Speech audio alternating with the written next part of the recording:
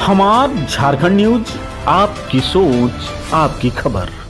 अभी हमने बात किया कि पूर्व शिक्षा मंत्री से कि वर्तमान शिक्षा का स्तर क्या है और नियोजन नीति पे क्या अहम रोल विपक्ष कर रही है। तो इसके बारे में पूर्व शिक्षा मंत्री ने बताया कि इस घटते शिक्षा स्तर पर बदलाव की ज़रूरत है और शिक्षकों को केवल शैक्षणिक कार्य करने दिया जाए, गैर शैक्षणिक कार्यों से हटाया जाए।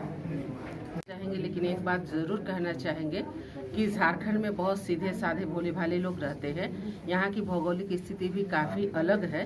तो यहाँ पर हम एक मंत्री बन कर के काम नहीं, बल्कि एक गार्जियन बन कर के हमें काम करने की आवश्यकता है। हमने गरीबी को बहुत करीब से देखा है। हम गांव दूर दराज स्कूलों में जाते थे, वहाँ पर देखे कि बच्चों को किस प्रकार कितनी परेशानियों का सामना करना पड़ता था। इसलिए हमने पूरे 5 वर्षों के कार्यकाल को समर्पित होकर के सिर्फ और सिर्फ बच्चों का भविष्य को कैसे निखार सके उसके लिए हमने ध्यान दिया। और उसी में आपने देखा होगा कि सबसे पहले एक हमने रोड मैप बनाया और रोड मैप के तहत हमने प्रारंभिक शिक्षा से उच्च शिक्षा और टेक्निकल शिक्षा तक कैसे बच्चों को सब कुछ मिल सके उसके लिए हमने कोशिश की। उसमें सबसे पहले मैट्रिक के बाद में प्लस टू के बाद में कैसे उनको डिग्री अपने ब्लॉक में मिले, जिला में नहीं, ब्लॉक स्तर पे कैसे मिले। और फिर उसके बाद पीजी अगर करना चाहते हैं तो पीजी या तो कौशल विकास चाहते हैं कि अपने जो अंदर में उनकी प्रतिभा है उसको निखारना चाहते हैं तो उसको क्लास 6 से हमने कस्तूरबा गांधी आवासीय विद्यालय, जो कि बिल्कुल गरीब बच्चे वहाँ पर पढ़ाई करते हैं, तो उनके लिए भी हमने कोशिश की। लेकिन जिस प्रकार आज हर जिले में आप देखेंगे तो कॉलेज स्कूल बन करके तैयार, हमने सबसे पहले शिक्षक नियुक्ति किया था ताकि बच्चों को शिक्षक सब्जेक्ट वाइज मिल सके। 45,000 शिक्षक हमने 15 में शपथ ग्रहण के बाद 16 में ही किया था। तो कहीं ना कहीं ये कोशिश थी कि बच्चों को फैकल्टी वाइज शिक्षक प्रोवाइड हो सके। लेकिन अभी हमें ये लगता है कि ये सरकार, चूँकि बच्चे वोट देते नहीं हैं, बच्चे तो छोटे हैं, तो आज बच्चों पे किसी प्रकार का कोई ध्यान नहीं, जनता से कोई लेना देना नहीं। और आज ये सरकार बच्चों के रंग बदलने, ड्रेस का रंग बदलने के लिए, स्कूल का रंग बदलने के लिए इसमें विशेष ध्यान दे रही है। तो हम स्कूल का रंग, ड्रेस का रंग जितना बदले हमको उसमें कोई आपत्ति नहीं है, परंतु बच्चों का डिमांड, अभी हम शिक्षक नहीं देंगे तो फिर बच्चे की इतनी भीड़ कहाँ से आएगी। तो आज बच्चे स्कूल जा रहे हैं, नए ड्रेस पहन करके जा रहे हैं, उसको नए ड्रेस नहीं चाहिए, स्कूल का रंग परिवर्तन नहीं चाहिए, उनको शिक्षक चाहिए। तो हमने सदन में भी ये प्रश्न किया कि माननीय मुख्यमंत्री जी, माननीय शिक्षा मंत्री जी, आप जो शिक्षकों को, जो शिक्षक हैं उनको भी उन्होंने कभी मोहल्ला टीचर, कभी आवासीय और ये कार्ड बनाने के लिए, जाति प्रमाण पत्र बनाने के लिए, कभी चावल बांटने के लिए। तो शिक्षक को पढ़ाने दीजिए, बच्चों का संस्कार युक्त शिक्षा देने दीजिए, उनके अंदर जो भी प्रतिभा है उसे बच्चों को वो दे सके ऐसा करने दीजिए। एक्स्ट्रा एक्टिविटीज से आप दूर रखें शिक्षकों को। तो गैर शैक्षणिक कार्य में ये सरकार शिक्षकों को लगा के, एक तो शिक्षकों के अंदर भी जो क्वालिटी है, जो काबिलियत है, उसको भी कम कर रही है, उनको दूसरे जगह में लगा करके, और बच्चों को भी शिक्षा से वंचित कर रही है। तो हमें लगता है कहीं ना कहीं, क्योंकि सरकारी स्कूल कौन जाता है, गरीब बच्चा जाता है, तो हमें पूरा ध्यान देना चाहिए। आज झारखंड की जो स्थिति है उसको देखते हुए कहीं ना कहीं ये सरकार बच्चों के साथ नाइंसाफ़ी कर रही है।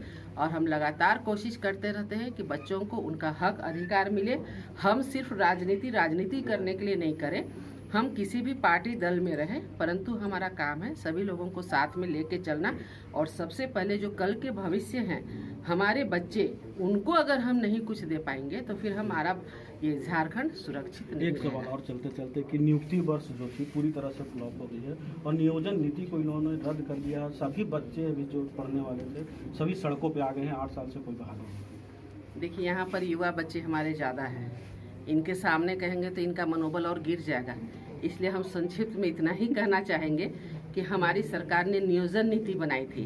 नियोजन नीति के तहत 1 लाख बच्चों को कम से कम नौकरियां मिली थी।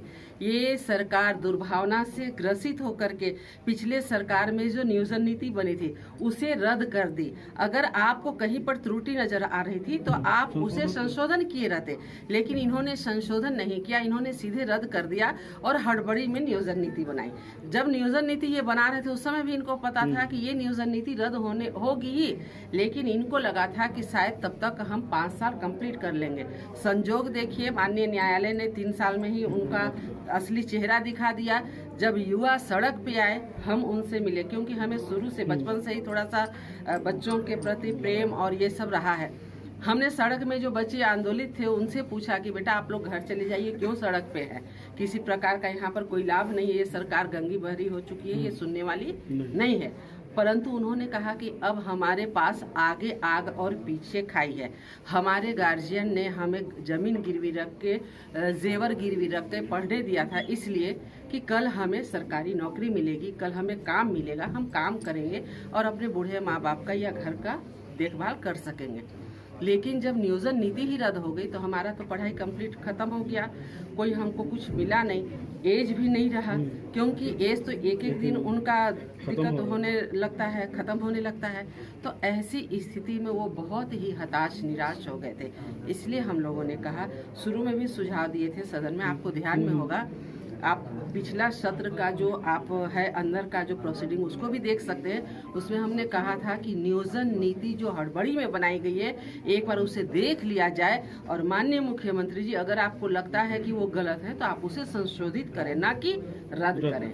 आज वही हुआ जो हम लोगों ने कहा था, और आज हमारे युवतियाँ आज सड़कों पे आ गए हैं और उनको भविष्य अपना अंधकार में दिख रहा है।